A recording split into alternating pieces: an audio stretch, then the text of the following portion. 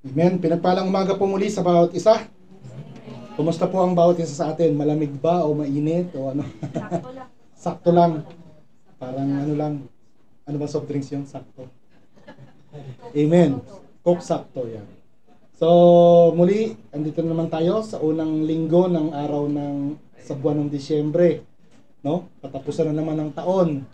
Praise the Lord. At salamat sa Panginoon sa biyaya niya. Tayo'y naririto. At malakas, malusog. At sa mga hindi nakarating dahil may mga pasok, nawa ay maabot din sila ng araw ng pagsamba through online. At yung mga nasa ibang bansa, kasama natin sa online, no? I think sina Brother Butch, sina Brother Toto. So welcome po sa inyo. They are live from Canada, nanonood in Canada. So salamat po sa bawat isa. At ang panahon ay pabago-bago, minsan maulan, no? Minsan ay malamig, pero sa araw naman medyo hindi naman ganoon kainit, kalamig, sakto lang. So bagamat yung pabago-bago yung klima, pero yung ating pananampalataya ay hindi naman nagbabago. Amen po. Ganun pa rin, mainit. We are remain faithful. We are remain faithful until He comes. Yan po yung ating pag-aaralan ngayon. So, we are in the sixth topic na po ng ating series, no? Panghuli na po ito. Kasi next week po ay magki-Christmas message na po tayo for the preparation sa coming Christmas season. Sa celebration of Christmas, sa pagsilang ng ating Panginoon.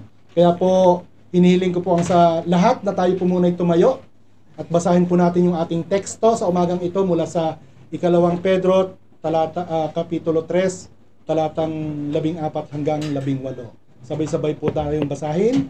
Therefore, beloved, be diligent to be found by Him in peace, without spot and blameless, and consider that the long-suffering of our Lord is salvation, as also our beloved brother Paul, according to the wisdom given to him, has written to you, as also in all his epistles, speaking in them of these things, in which are some things are hard to understand, which untaught and unstable people twist instructions of the Scriptures. You therefore, beloved, since you know this beforehand, beware lest you also fall from your steadfastness, being led away with the error of the wicked, but grow in the grace and the knowledge of our Lord and Savior Jesus Christ. To Him be the glory both now and forever. Amen. Tayo po'y manalangin. Aming Diyos na buhay, muli kami po ay nagpapasalamat, O Diyos, sa iyong mahiwagang salita, Panginoon. Ang salita mo ay pagkain ng aming espiritu, Panginoon. Kaya Lord, hindi lamang kami sa tinapay na mabuhay, kundi sa iyong mga salita.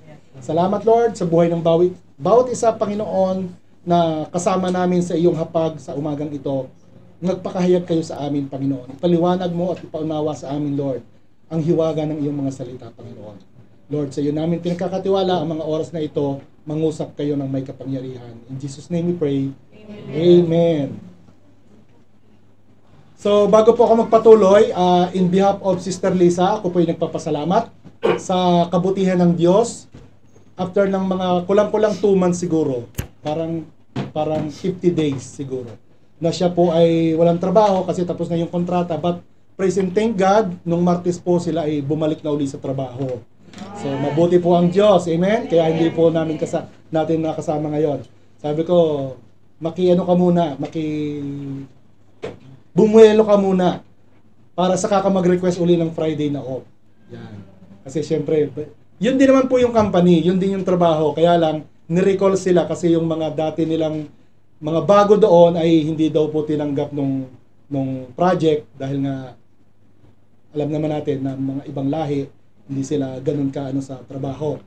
So praise God that temporarily meron silang trabaho hanggang sa matapos muli, siguro by 8 months lang. And by that time siguro ay talagang kung ano yung kalooban ng Diyos, pagkatiwala po natin sa Kanya. Because meron naman kaming kapayapaan kung uuwi, kung yun ang plano ng Panginoon, let His will be done. And then kung ano man yung Kanyang kalooban, magpapasakop tayo. Siya lang ang nakakaalam. But we do our part. We apply in the job, we pray, and the results will leave it to God. Amen? So yun po ang ating pwedeng magawa. Kaya po, salamat po sa inyong lahat sa panalangin at purihin po ang Diyos sa kanyang katugunan. So tayo po ay bumalik na sa ating mensahe. Ano po?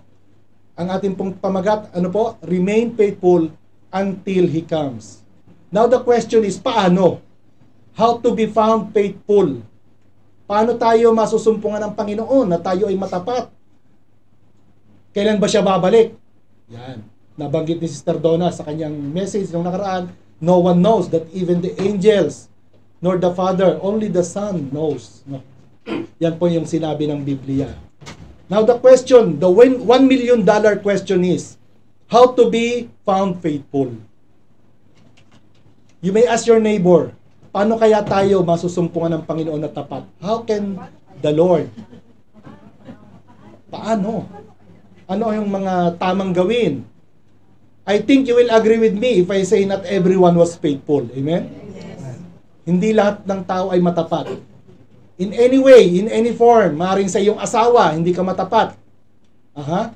Maaaring sa iyong mga anak, sa iyong pamilya, maaaring sa iyong trabaho, hindi ka matapat. No? Nagpepetiks-petiks tayo. In our ministry. So napakarami po, napakalawak ng usapin ng katapatan. That is why I ask you, not everyone was faithful, and I think you will agree. At yan po yung tinuro. Yan po yung katotohanan na tinuro ng mga apostol. Tinuro ng Panginoong Hesus sa kanyang mga apostol. Lalong-lalo na po dito sa talatang ito na ating binasa sa sinulat ni Apostle Peter. No po? Dito sa kanyang pangalawang sulat na ito, ang kanyang concern ay yung manatili, no? Yung prophetic word na pananatili ng mga kumilala sa Panginoon. At sa sulat po na ito, sa epistles na ito, pinapaalala po ni Peter sa kanyang mga mambabasa, no, na babalik muli ang Panginoon. Whether we like it or not, babalik muli ang Panginoon. Hindi po yun mababago. Yan po yung katotohanan. At meron po siyang reward sa mga tao na nag-persevere sa kanilang mga pananampalataya, sa kanilang mga ginawa. Sabi nga po ni Paul, never neglect to do good works because in the proper time, we will harvest. Ang sabi po niya, we should be holy. Maging banal tayo in the light of the coming righteous kingdom. May paparating na paghahari ang Diyos. No? Kaya nga po dito sa huling talata na ito ng mga concluding verse na sinulat ni Apostle Peter, ang panawagan niya po sa atin, sa mga mananampalataya, no, to remain faithful sa kabila ng mga pinagdadaanan natin dito sa daigdig, no? Lalong-lalo na yung mga katrabaho natin, minsan, alam mo, challenge sa atin yon. Tayo nagtatrabaho ng tapat, sila naman sumasahod lang ng tapat, no? Luging-lugi. Sa trabaho hindi sila tapat. So ganoon minsan, hindi fair ang mundo. Pero anong sabi ng Panginoon? Anong sabi ng salita ng Diyos? We have to be faithful, remain faithful in spite of the error of the wicked. And we have to keep on growing until Christ's return. No? Yun ang sabi. Because kung darating siya sa panahon natin ngayon, matatagpuan na tayo ng Panginoon, masusumpungan niya tayo na He is so pleased with us, no? This is my beloved children, my beloved son, no? Tayo mga anak ng Diyos, adopted sons. Masusumpungan niya tayo kung siya ay darating ngayon. But anyway, kung hindi pa naman siya darating ngayon, no? At darating yung time na tayo ay nakalibing na, no? Anong sabi ng Panginoon? He will raise us towards and give us the reward. In the twinkling of an eye, yung mga unang namatay ang siyang bubuhayin muli. So tayo yung mga kasama doon. Because of our faithfulness, mananatili yon hanggang katapusan. Sabi nga, ang mananatiling tapat, ang siyang maliligtas hanggang wakas. Amen? So meron lamang po tayong 5 bagay na titingnan dito, at dito sa 5 bagay na ito yung dapat nating gawin, or ito yung guide na natin, pwede nating sundan according dito po sa ating binasa. And kung ginagawa po natin itong bagay na ito consistently, no? If we make them the regular pattern of our lives, masusumpungan po natin. We will to found ourselves bilang mga tapat na lingkod ng Diyos hanggang sa kanyang muling pagbabalik. Amen? So dito po sa ating 5 points lamang po yung ating titingnan, pag-aaralan. No? Be diligent. Be diligent in how we live. Yan. How is the way we live? Ang sabi doon, ito pong, bago ko po ipagpatuloy, ito pong sulat na ito ni Peter, ito po ay sulat sa mga Kristiyano na, no? Hindi po doon sa mga hindi pa nako-convert as a Christian. They are the Jewish Christian. Sila yung mga naunang Kristiyano. Na dati silang mga Hudyo, and then they believe in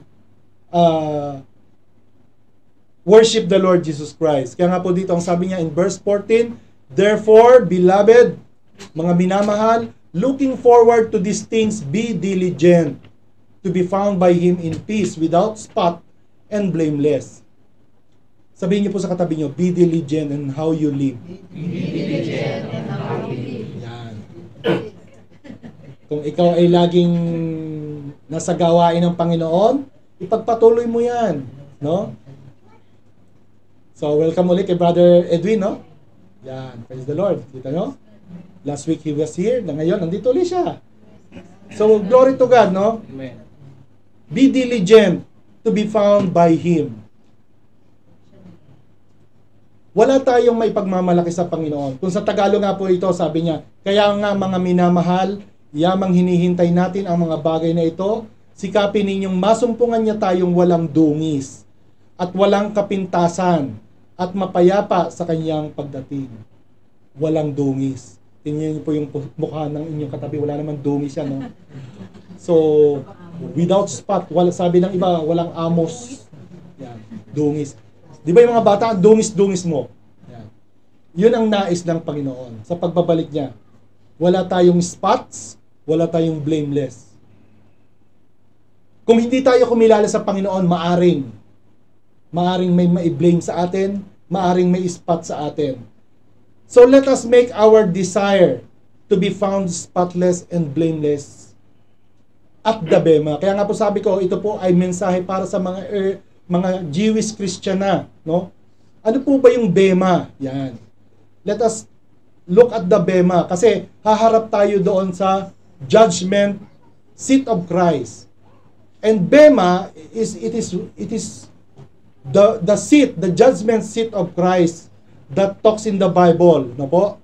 Yan. Tingnan po natin kung ano yung Bema. Ito po yung sinabi sa 2 Corinthians 5:10 and sa Romans 14:10. No? Basahin niyo na lang, i-notes niyo na lang po para sa inyong pag-aaral sa inyong life group. Yung sinabi po sa Bema in 2 Corinthians 5:10, for we must all appear before the judgment seat of Christ, that each one may receive the things done in the body. Yung mga ginawa natin ngayon at the present times nung tayo kumilala sa Panginoon, according to what He has done, whether good or bad. So, hindi lamang tayo tumanggap kay Kristo, then okay, hayahay na ang buhay. Hindi po. We have to serve according to what we have done. No? In 2 Corinthians 5:10. Ganon din in Romans 14:10, sinabi po dyan that, why do you judge your brother? We are not allowed to judge anyone here. Only God can judge. Or why do you show contempt for your brothers? Hindi natin pwede silang i-cite in contempt. No? Sa politika lang yon. For we shall all stand before the judgment seat of Christ. And this is the Bema. The Greek word Bema. Amen? Haharap tayo sa Panginoon.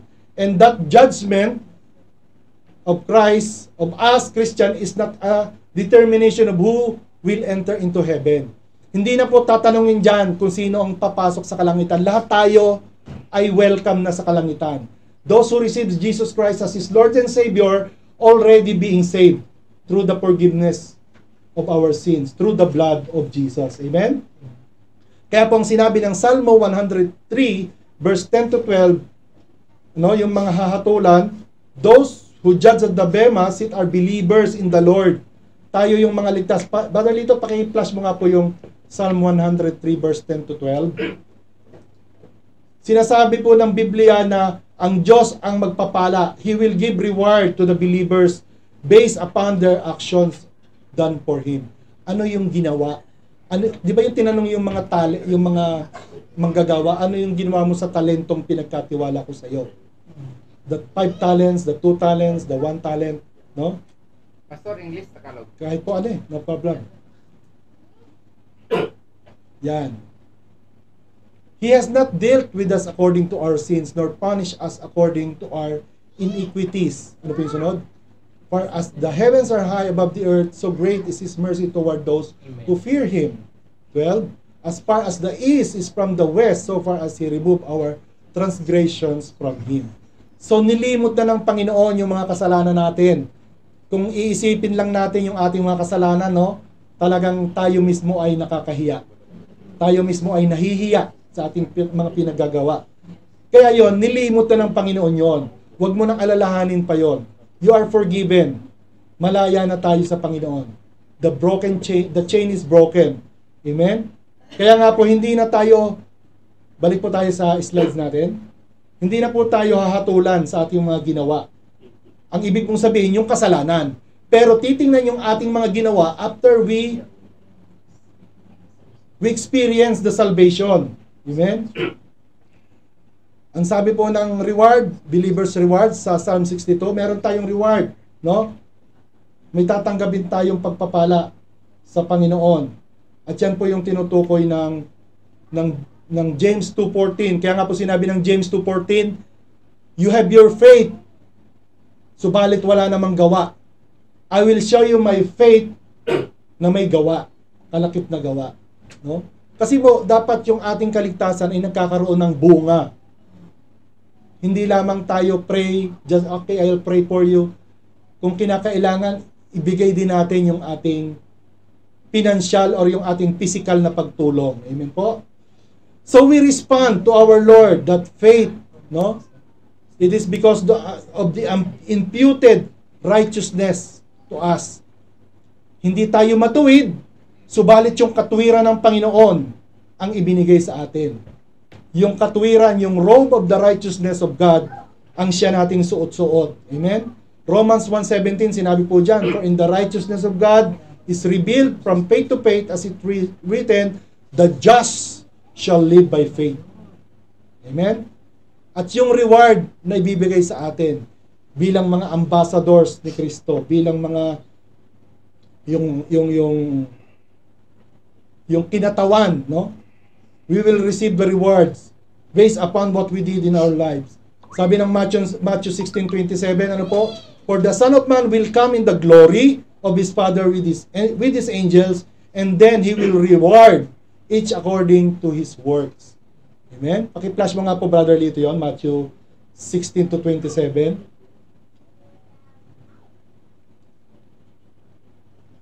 Sa Tagalog, Brother Lito, para maganda rin sa Tagalog. Ang anak ng kataas-taasan, lalong-lalo po ngayong mga panahong ito na malapit ang pagdiriwang ng Kapaskuhan, ano po? Matthew 16:27. Sapagkat ako, na anak ng tao, ay darating kasama ang mga anghel, no? At taglay ang kapangyarihan ng Ama. Sa araw na iyon, gagantimpalaan ko ang bawat isa ayon sa kanyang mga gawa. Yan yung reward natin. So kung tayo ay talagang tapat na lingkod, wala tayong inggitan sa kalangitan, no? Ba't ang dami mong reward? Ba't ikaw putong-putong yung corona mo? Ang dami. Yan. So pag nandun naman na tayo, wala na tayong jealousy. Wala na tayong grudges sa ating puso. Amen? So dito, ang keyword is looking forward to these things. Di ba sinabi po ni Peter? Looking forward, no? Aking tinitingnan. Aking inaantabayanan. I'm looking to what will happen. Yan yung sinasabi. Kung babalikan po natin yung verse 10 to 13 nitong 2 Peter chapter 3, ano po? It is the same verb in Greek that prosdokeo. That is the word, because the Bible in the New Testament was written in a Greek. Amen?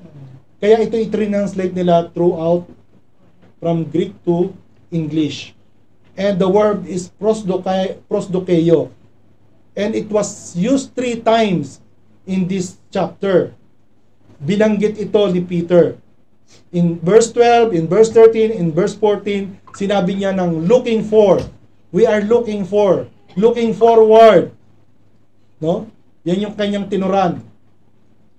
Kung babalikan natin yung chapter 10, yung verse 10, sabi ni Peter doon, ang araw ng Panginoon ay darating na tulad ng isang magnanakaw. No one knows. Dumarating ba yung magnanakaw, papaalam niya sa mga bahay natin? Hindi po. Wala siyang appointment. Pag may chance siya, darating siya. No? At sa araw na yon, biglang mawawala ang kalangitan na may nakakapangilabot na ugong, masusunog ang lupa at mawawala ang lahat ng nasa lupa. Ito na po yung rapture time. At kung ganito ang magiging kahinat na ng lahat, dapat kayong mamuhay ng banal at makadiyos habang hinihintay niyo ang araw ng pagdating ng Diyos at ginagawa ang makakayanan niyo para mapadali ang pagdating niya. Isipin natin, kaya pala nagtatagal pa, may delay pa ang pagdating sapagkat hinihintay niya pa yung mga tao. No? Kasi kung tayong lahat ay mabubuti na at mga banal na, then mabilis na ang pagdating ng Panginoon. Meron pang chance. Binibigyan pa ng chance. No? Kaya ang sabi niya, sa araw na ito masusunog ang langit sa apoy at matutunaw ang lahat ng nasa lupa sa tindi ng init. Ngayon pa nga lang, mainit na, no? Pagka summertime. Ngunit ayon sa pangako niya, may maasahan din tayong bagong langit at lupa na paghaharian ng katarungan. Ito po yung new heavens and new earth na pangako ng Panginoon sa atin. Na doon na tayo maninirahan, na wala ng pagluha, wala ng sakit, wala ng tatangis, wala ng as in all ay nasa piling na tayo ng presensya ng Panginoon. Kaya nga po nire-remind po rito ni Peter na gusto niya na tayo ay merong unity, nagkakaisa, no? Kasi dito sa ating paligid ngayon may tampuhan, may konting samaan ng loob, no? Kaya dapat iwasan daw po natin 'yan. Ang sabi niya, we have to be in unity of love before Him. We have to be in peace. At kung mapapansin natin dito, binanggit ni Peter that we need to be found by Him without spot and blameless. Tingnan nyo lang yung ating mga t-shirt kung may mga spot po yan, no? Kung may mancha. Ano na lang, hindi nyo nasusuotin, di ba? Ay, may mancha na to. Gawin ko na lang basahan. The same feeling. Napundatnan tayo na may spot. Ayaw niya, ayaw ng Panginoon. So very interesting po that sinabi dito ni Peter, when Peter wrote about immoral, kung babalikan niyo po yung mga ilang talata bago itong ating binasa, may sinabi siya po doon na yung mga false teachers, di po ba? Yung mga bulaang propeta, binanggit niya doon. Basahin po natin yung Brother Lito, 2 Peter chapter 2, verse 13. Yung mga immoral, false teacher, yung mga nagtuturo ng mga mali. 2 Peter 2, chapter 2, verse 13. Sinulat niya doon, ano? Kaya sinabi niya, yung mga bulaang propeta na yan, ito ang kabayaran sa ginagawa nilang kasamaan. Ito yung mga false teacher. Mahilig silang gumawa ng lantarang kalaswaan, malaking kahihiyan at kapintasan ang dala nila sa inyo. Natutuwa silang lokohin kayo habang kumakain silang kasama ninyo sa mga pagsasalo-salo ninyo. So be aware sa mga ganitong klase ng mga false teacher. Yung mga sinasabing ito, yung ganito, merong isa lang na Diyos.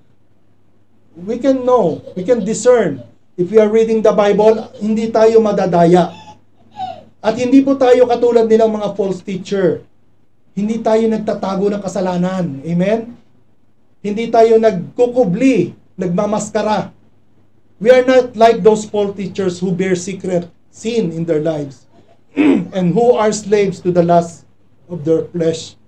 Kasi minsan yung pita ng laman, talagang mas malakas po yung hatak. Ano po? Saglit lang po, ha?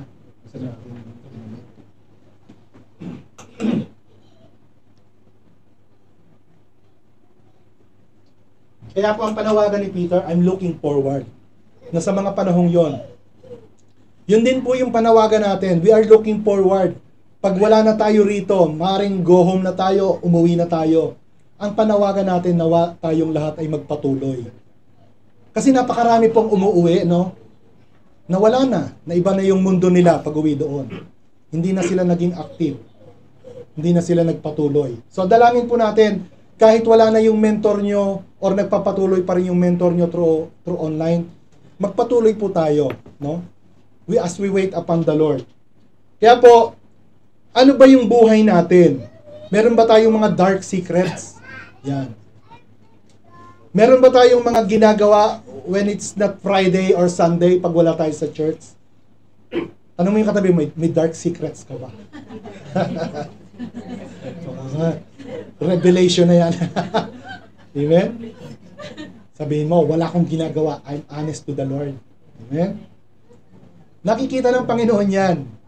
Maaring tayo ay makakapaglihim sa ating kapwa, pero sa Panginoon, hayag ang lahat. Amen? Kaya nga ang sabi, be holy for I am holy. We have to be like Him, like the Lord instead. Lumakad tayo sa kadalisayan, sa kabanalan, no? From faith to faith, from glory to glory. Kailangan, we confess to our sins to one another. No? Ilapit mo sa iyong pinakamatalik na kapananampalataya. Pag sinabing matalik, maasahan mo siya. Mabibigyan ka niya ng godly advice, godly wisdom. Sabihin mo, I'm in this trouble. Please pray for me. No? Kasi nung araw, iba yung way natin ng confessing one another, no? Luluhod tayo dun sa sa isang screen, then i-confess natin yung ating mga kasalanan. Sino sa inyo nakapag-pray na ng confession nung araw, no? Yan.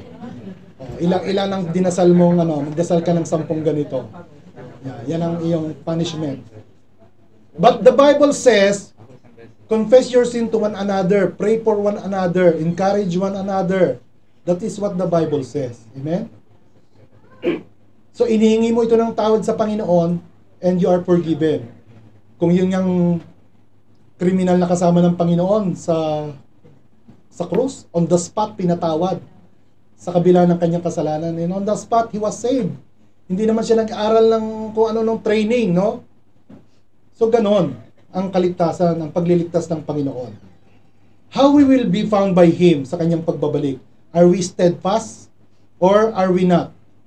Ano yung sitwasyon natin? Nawa hindi tayo masumpungan ng Panginoon. Na tayo doon sa sitwasyon. So when Jesus returns, He will find us in one of two ways. So yun lang naman yun, dalawang pagpipilian. Laging dalawang choices lamang ang meron sa daigdig. Ano po? Either good or bad. Either beauty or not beauty.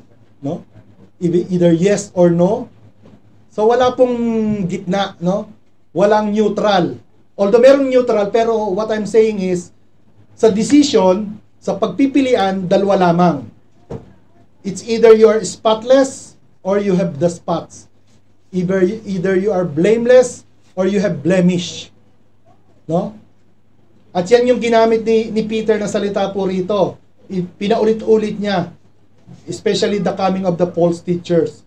Yung sinabi natin, binasa po natin in chapter 3 verse 14, the word spots and blemishes are the same Greek word that sinasabing amo or without spot means aspilo in the Greek word, and without blemish means amo or mou. Yan.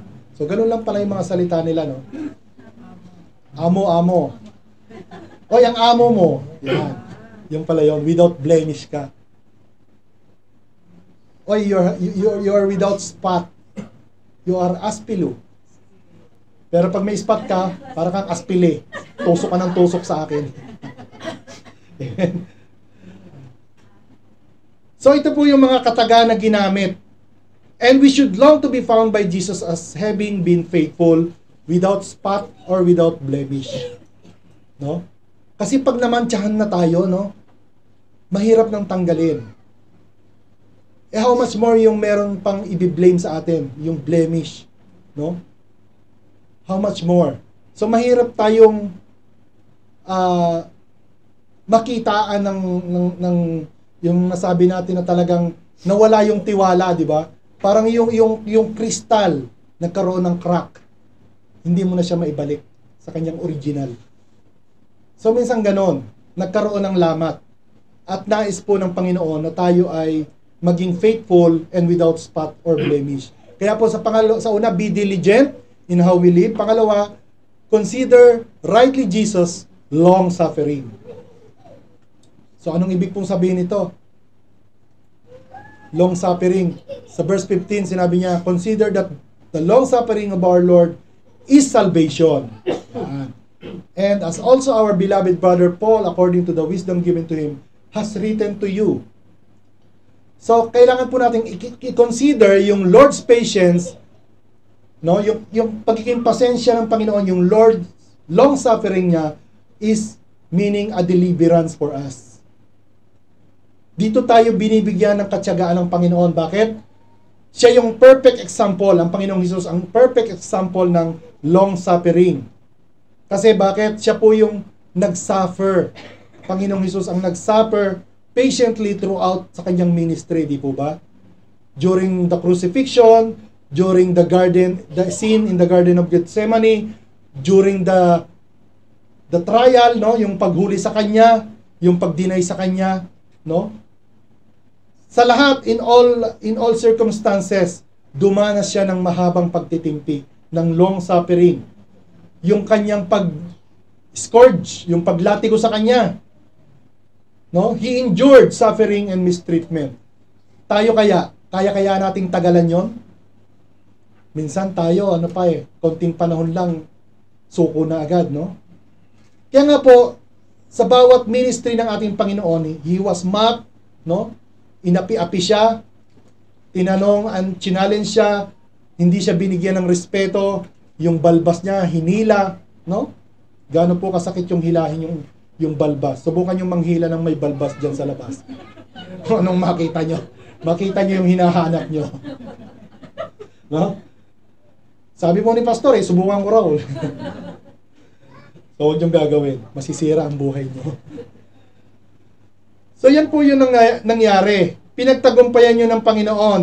And sinasabi ni Peter sa kanyang mga tagabasa, sa kanyang mga audience, that we consider that the long suffering of our Lord is our salvation. Ano pong ibig sabihin nun? Long suffering is our salvation. Sa ating po bang buhay Kristiyano ay puro paghihirap na lang? Of course, hindi po. Hindi po ba? Hindi po tinutukoy ni Peter dito yung salvation from hell. Because we already saved from hell. We already passed from death unto life. Hindi po ito yung salvation na from the starting na tayo, ligtas na po tayo. No?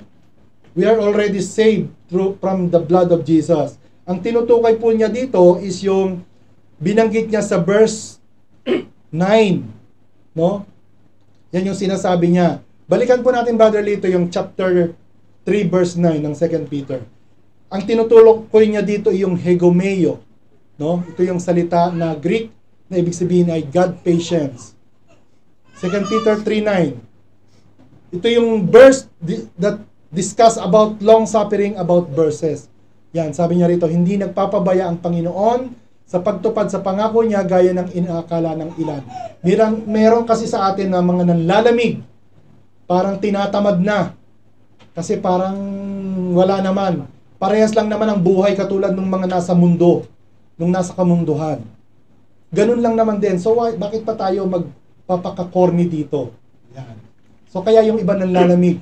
Pero ang sabi, hindi nagpapabaya ang Panginoon sa pagtupad sa pangako niya, gaya ng inaakala ng ilan. Ang totoo, binibigyan lang niya ng pagkakataong magsisi ang lahat sa mga kasalanan nila dahil ayaw niyang mapahamak ang sinuman. So wag nating sayangin yung pagkakataon. Amen. May chance pa binibigay ang Diyos, no? Yan yung good thing. Peter means by this is to be found, what he said dito sa kanyang sinabi. Yan yung salitang hegeomai, means God's patience. Kaya nga, akala natin ang ikli lang. Pero kung babalikan natin yung sinabi ni Peter, no, sa verse 9, in verse 8 and 9, sinabi niya doon, Beloved, do not forget this one thing, that with the Lord, one day, ang isang araw sa Diyos ay katumbas na ng 1,000 araw sa atin. Kaya hindi naiinip ang Panginoon, tayo inip na inip. It is because His reason, may time pa kayo, take your time. Pero wag niyong ubusin. Wag niyong sayangin, no? While there is time, grab the opportunity. Gamitin natin ang pagkakataon. Because the seeming delay of the Lord, of His coming, is really an act of mercy. Biyaya niya pa rin ito. Biyaya pa rin ng Diyos sa kanyang parte, no? Inaalaw niya pa yung mga unbelieving people na marinig yung gospel, the good gospel. Kaya nga po bawat lakbang natin sa labas, napakataas ng pagtingin sa atin. Sa mga believers, sa mga born again, no? Para silang nahihiya na tayo ay talagang napaka banal. So ipamuhay po natin ang kabanalan dahil yon ang nararapat. Because if we keep looking to the Lord, we will remain spotless and blameless. So walang chance, no? But be careful, tayo yung target ng kaaway. Kasi tayo yung nais niyang hilahin. Tayo yung nais niyang sirain. The thief comes to kill, to steal, and to destroy.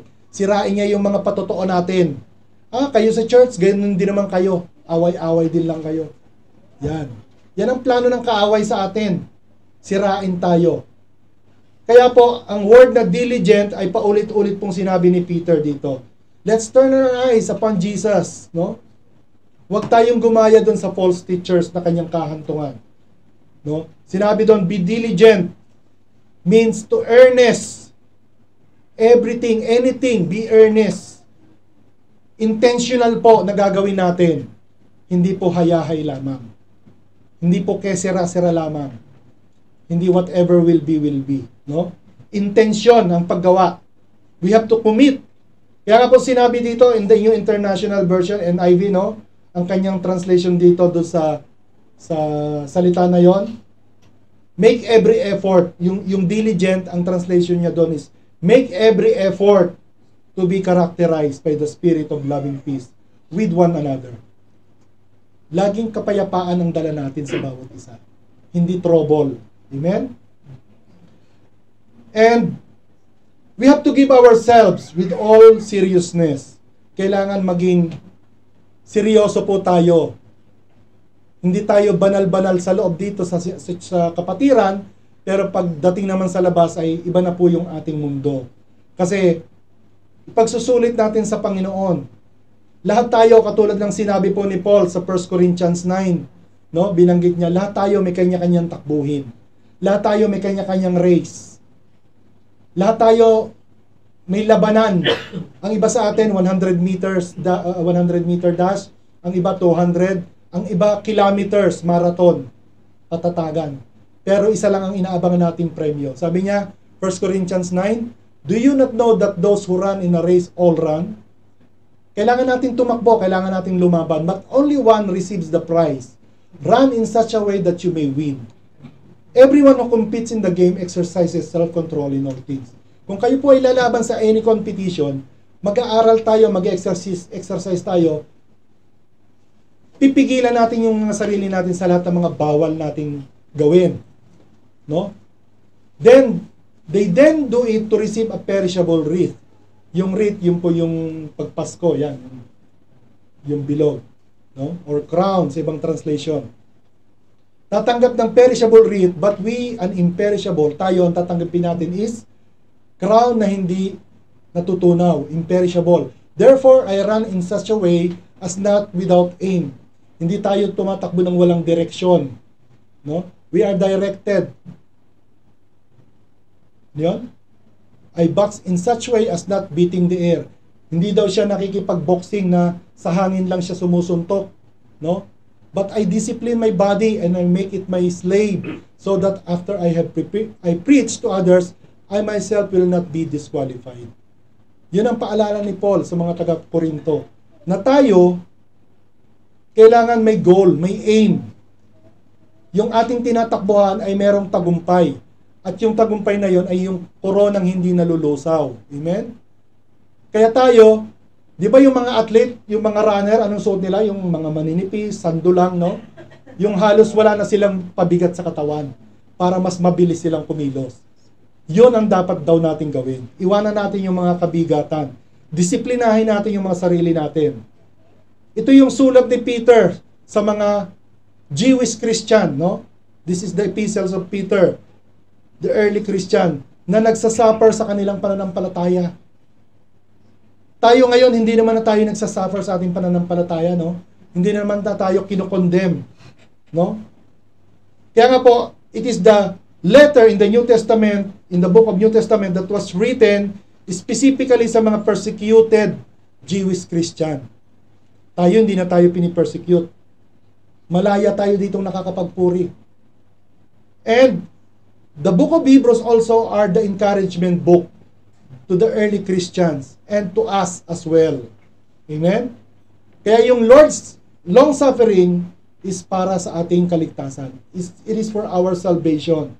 Kaya yung everyday na dinidelay niya yung kanyang pagbabalik, it is the time na mahirap sa atin. Bakit? Humahaba din yung ating paghihintay. Humahaba din yung time na tayo ay naglilingkod. Ayaw nyo na bang maglingkod sa Panginoon? Wala nang nakaimik. Parang suko na ba kayo? Mapapagod na ba tayo? No? Kasi nakakatamad, maagang gigising, late uuwi, nag-alpa kagabi. Anong oras na kayo nakauwi, Brother Art? Yan. So, madaling araw, no? Ganyan yung ating ginagawa. Huwag tayo manghinawa. Every day is a long suffering for us. A day for us to live more faithfully. Yun naman yung time na binibigay ng Panginoon sa atin para maging faithful tayo sa Kanya. Yung haba ng panahon na yon. No? He's preparing an eternal place for us. And on that day, when He comes, doon talaga tayo magkakaroon ng buhay. Buhay na walang hanggan. Amen? Kaya nga po ang sabi ng Isaiah, "But those who wait on the Lord shall renew their strength. They shall mount up with wings like eagles. They shall run and not be weary. They shall walk and not be faint." Panghawakan po natin yan. Yung mga naghihintay sa Panginoon, nare-renew yung ating lakas. Diba? Tayo ay mission concert, ang lahat ay napagod sa practice, pero yung bunga, mamaya, maririnig natin sa ating all workers meeting, yan. Kung ano po yung naging resulta ng ating papagal sa pag-iensayo. Kaya nga po, if we found faithful by the Lord sa pagbabalik niya, then we can make sure that we think rightly about His delay. Kaya, Lord, naunawaan namin, kaya pala po kayo, hindi pa agad bumalik. No? Nababasa namin, malapit ang inyong pagbabalik. Pero hanggang ngayon, hindi pa kayo bumabalik.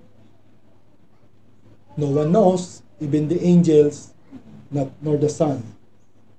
Basta magpatuloy tayo. Ano naman kung abutan tayo ng pagbabalik niya? Mas maganda. Pero kung hindi tayo inabutan at naging faithful tayo, wow, still the reward. Maganda yung ating legacy. No? Kaya po, marami ang nagtatanong, nasaan yung pangako niya ng pagbabalik? But let's keep our eyes on that day. Because we have to do our habit na yung iniwan ng Panginoon, na yung long suffering, it talks about our salvation. Amen? And in number 3, learn devotedly from the Scriptures. In verse 16, "As also in all his epistles, speaking in them of these things, in which are some things hard to understand, which untaught and unstable people twist to their own destruction, as they do also the rest of the Scriptures." So ito po yung pangatlo nating titingnan. How to remain faithful. Learn devotedly from the Scriptures. Kamusta na po yung inyong pagbabasa? Yung inyong Bible reading? No? How many days na lamang? Now is December 6. So, 24 days na lang. Kaya ba? Up to the Revelation? So, merong naging faithful at meron din namang tanging ngiti lamang ang tugon. Tanging smile. Lord, babawi ako sa 2025. Amen? So, studying the Word of God carefully is the positive habit. Ito yung isang positibo na dapat nating gawin, no? Na kailangan nating i-inform yung ating mga sarili at mga puso about the saving truth. We must be careful to protect, no, yung scripture na ating binabasa.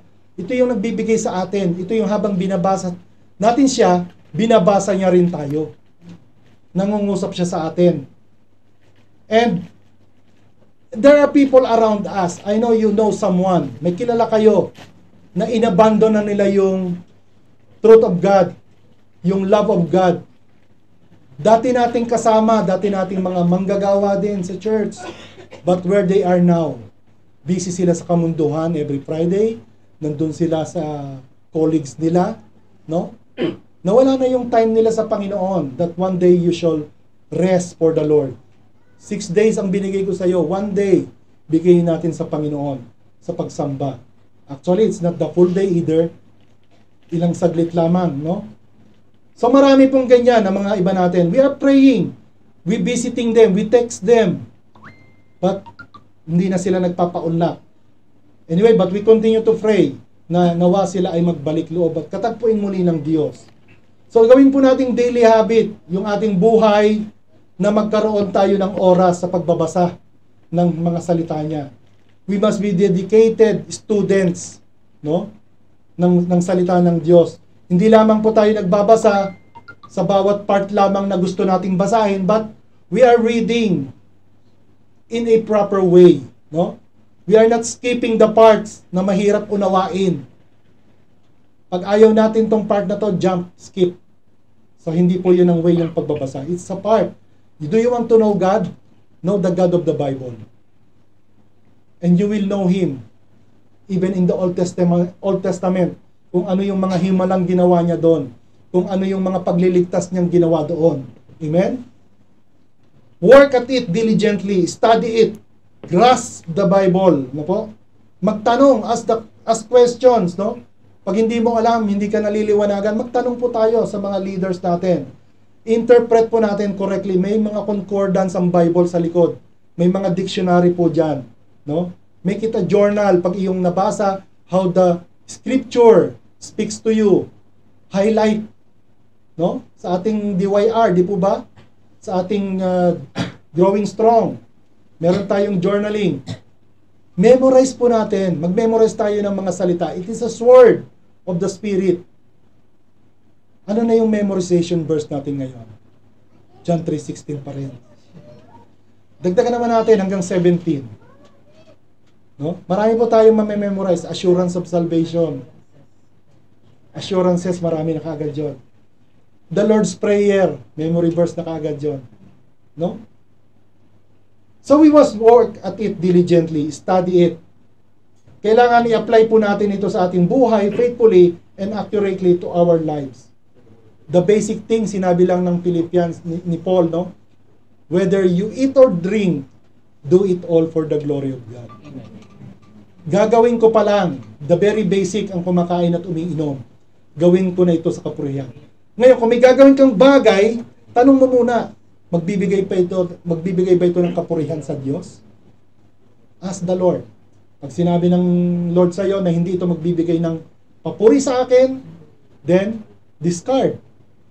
Remove. No? So hindi pwede tayong makipag compromise. Yan. Kailangan honestly and faithfully. Marami po tayong training sa church. Hindi po tayo maubusan. Non-stop. I guess hanggang sa maging doktor na kayo. Masteral. Amen? We have a lots of training, the Christian education, no? And the good thing is that is free. Wala pong bayad. Aatinan lang natin, bibili lang tayo ng materials natin, book, no? Intentional po ito, ina-arrange po ng ating mga coordinator ang mga magsasalita, ang mga speaker. Yan, ng ating pong dean, si Sister Joanne, the IDTG dean in Parwania. Amen? Lumapit po tayo sa ating mga leader. I wanted to this. Ano na yung natapos nyo? Then may kasunod po yan. So congratulations, nakatapos na yung BHL. Yan. So anong sunod nila? PhD, building healthy disciples. Yan. So promotion. Hanggang sa maging minister na rin kayo. Amen? So we must devotedly study and learn from the scripture. We need to attend. It is intentional. Ngayon kung ayaw po nating umattend, wala, back subject tayo, drop subject. No? Alam niyo naman nung tayo nag-aaral, pag hindi natin inatinan yung klase, ano nangyayari? Bagsak. Ulit. Hindi makakagraduate. Di ba? 2 Timothy chapter 3 verse 14 and 15. But you must continue in the things which you have learned and been assured of, knowing from whom you have learned them, and that from childhood you have known the holy scriptures, which are able to make you wise for salvation through faith, which is in Christ Jesus. Amen? You must continue dun sa mga bagay na natutunan natin, we have learned. At yun yung kasiguraduhan, no? Nataglay natin ito. At ang patotoo niyan, meron kayong matatanggap ng mga certificates, no? Pagtapos nyo ng ALPAC training nyo, meron kayong certificate. So yung mga nakatapos ng ALPAC, please remind na yung inyong certificate po ay magawa at maiabot po sa inyo. Amen? So if we would be found pleasing to the Lord sa kanyang pagbabalik, no? We have to be a continual habit of the people of the Bible. Kung hindi mo man dala yung iyong Bible, physically, you carry your Bible in your heart and in your mind. Amen? Dala-dala mo yan. Pinapamuhay natin. Di ba yung mga Berean church, after they hear the preaching, ano yung nangyayari? They searching also. Nag-open pa rin sila ng Bible. Hinahanap nila baka mali yung tinuturo ni Brother Edmond sa kanyang training. No? Baka mamaya iba yung scripture. Si Brother Alvin, baka mamaya iba yung verse na tinuro niya. Yan. So we have to be aware. Kung tayo po ay kalugod-lugod sa Panginoon, sa kanyang pagbabalik, gawin natin na tayo ay maging tao, man of the Bible. Lagi tayong nagbibigay ng oras. Amen? Amen. Kaya nga po sinabi ni Peter dyan, di po ba? Gaya nga ng sinabi, gaya nga ng sinulat sa inyo ng mahal nating kapatid na si Pablo, sa pamamagitan ng karunungang ibinigay sa kanya ng Panginoon. Kasi, alam naman natin si Paul, napakarami niyang naisulat in the New Testament. No? At ito rin ang sinasabi niya sa lahat ng sulat niya, may ilang bahagi sa mga sulat niya na mahirap intindihin na binibigyan ng maling kahulugan ng mga hangal at mahihina ang pananampalataya. Gaya ng ginagawa ng ilan sa ibang mga kasulatan. Kaya sila mismo ang nagpapahamak sa kanilang sarili. Yan yung mga false teachers. They twist the Word of God. No? Hindi nila sinasama yung ibang kasulatan para lamang ma-please yung kanilang tawag dito? Kanilang congregation. Kaya nga sinabi dito ni Peter, yung sinulat ni Paul ay part of the scriptures na rin, no? Kasi during their times, in the New Testament times, di ba ang kino-quote nila lagi, the scripture is the Old Testament. So hindi pa part of the scripture ang New Testament. Ito na lamang ito yung sinabi na ito ni Peter dito. It is part of the scripture. Ibig sabihin, yung books of the Bible, the Old and the New, no? From Genesis to Revelation, ilang books ba ang Old Testament?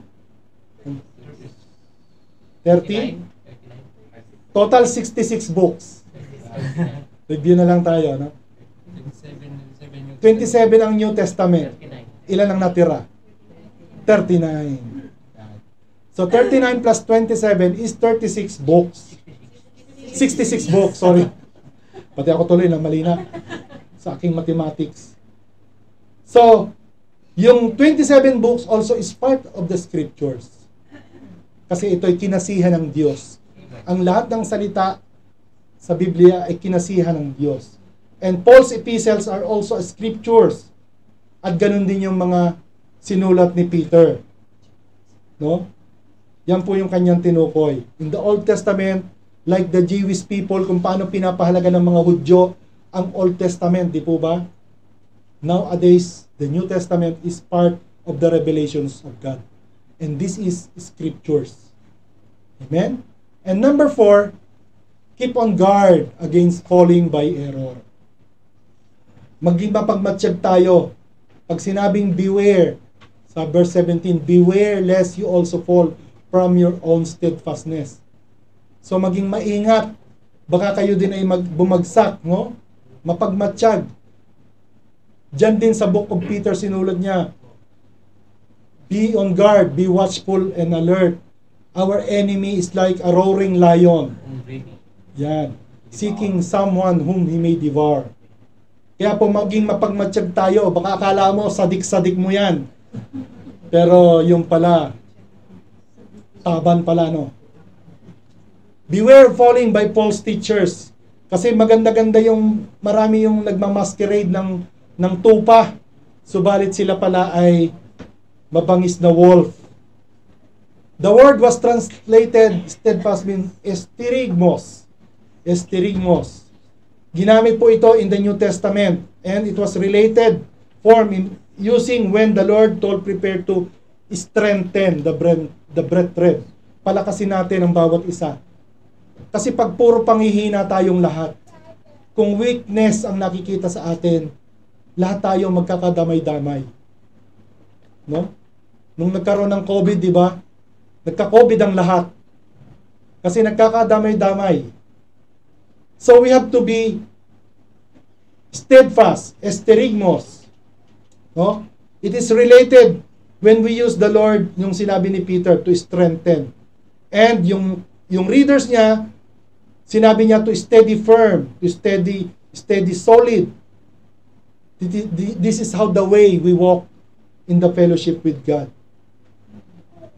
Kaya nga po merong mga lumalabas ngayon, di ba pinag-aralan po natin nung nakaraan, yung mga cessationists, natatandaan niyo yun? Realist or continuationism. Yung mga cessationists na sinasabi na hindi na ngayon yung sinasabi ng mga speaking in tongues, tapos na yon, it's already happened. But to us, we believe still, the Holy Spirit is still moving. Amen? Ganyan po ang sinasabi, some people in our church, no? Na sila ay mga regular na umattend. Pero ngayon, hindi na natin sila nakikita. At hindi po imposibleng mangyari din po yan sa atin. Posible rin pong mangyari sa iyo. No?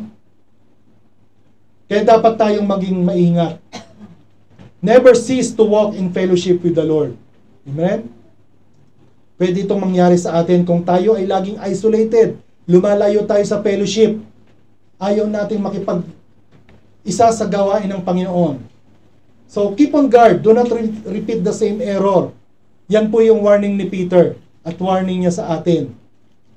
Sabihin mo rin sa katabi mo, warn, guard yourself. Yan. Kasi ginagamit nila yung Word of God, they twisting the Word of God para sa distraction ng kanilang mga sarili.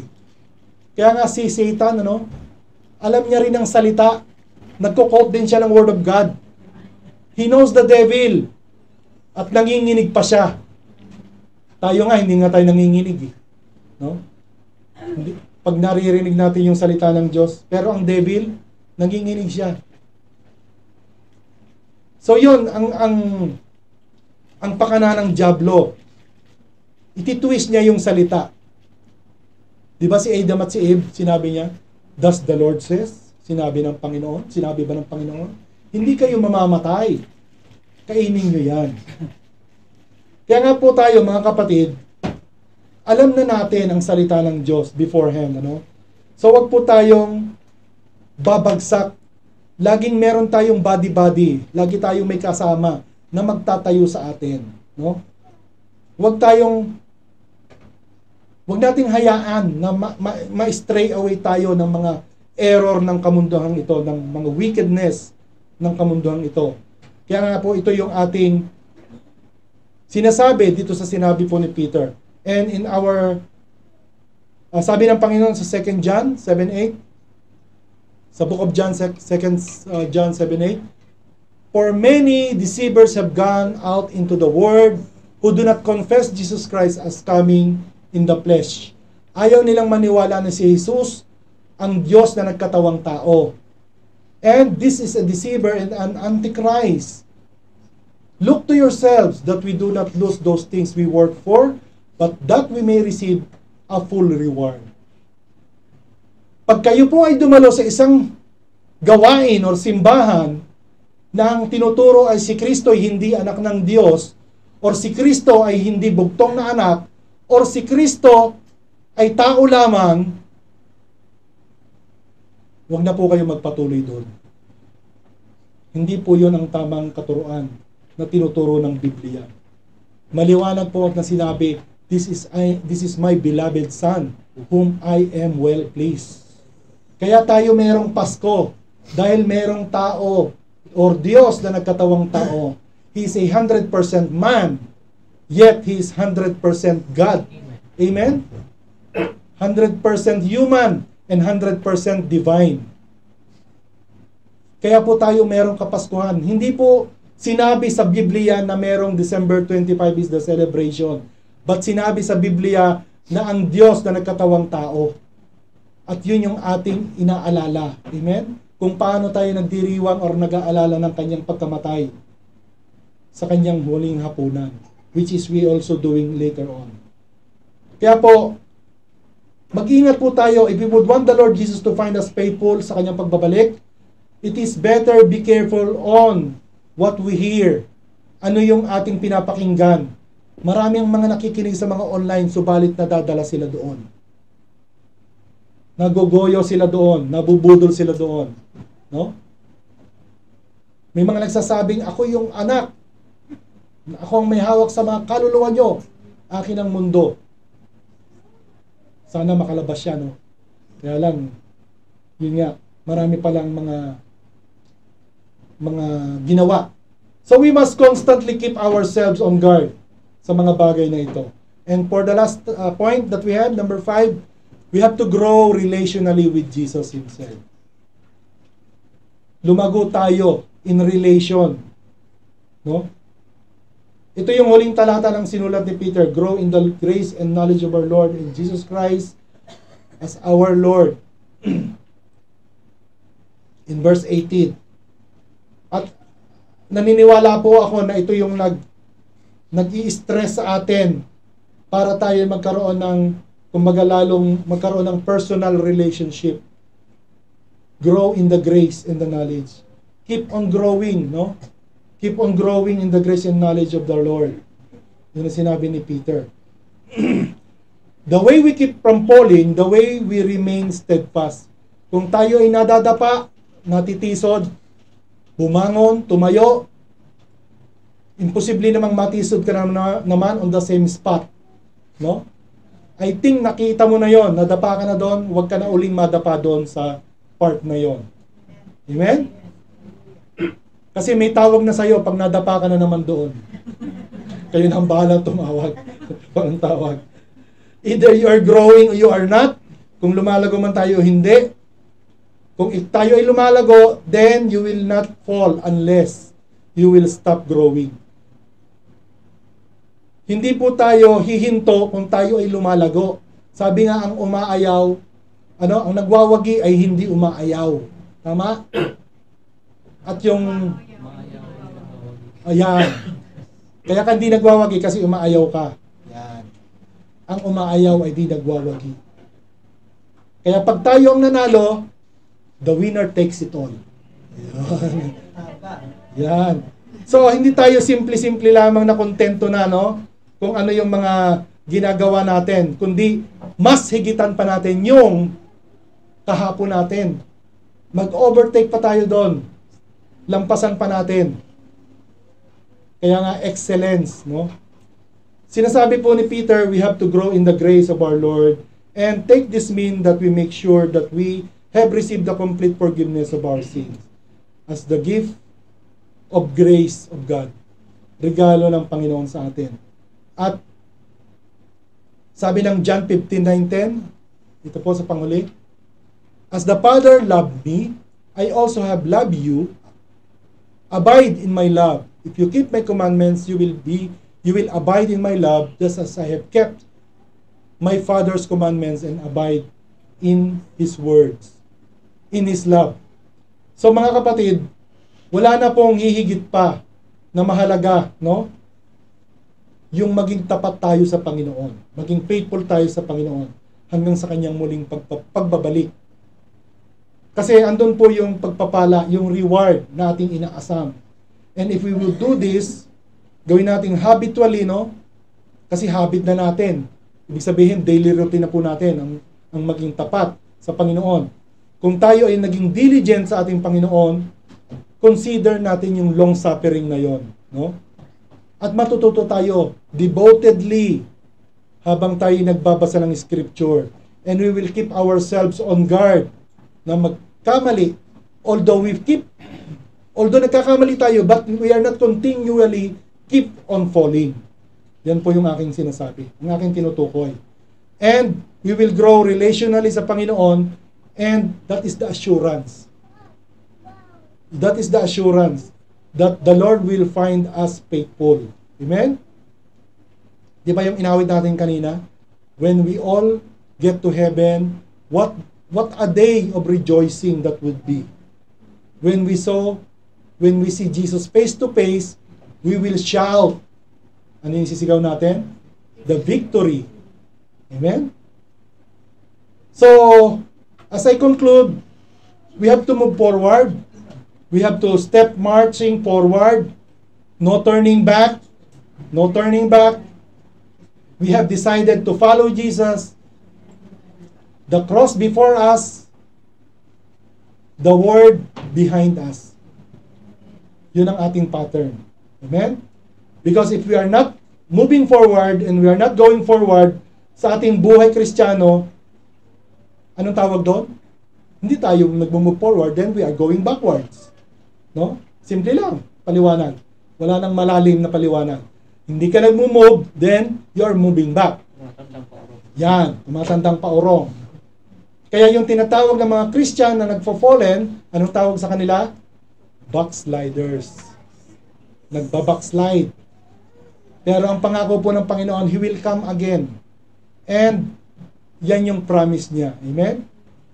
At habang iniintay po natin ang second advent, yung kanyang muling pagbabalik, kasi yung first advent naganap na. Hindi na siya savior.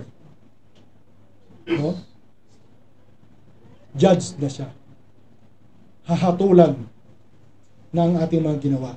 So let us have a fellowship and not to forget yung ginawa ng Panginoon sa atin. So ngayong umaga, alalahanin po natin yung banal na hapunan sa pag-alala natin sa ginawa ng Panginoon. But before we proceed, let us bow our heads and let us pray. Father God, thank you, Lord.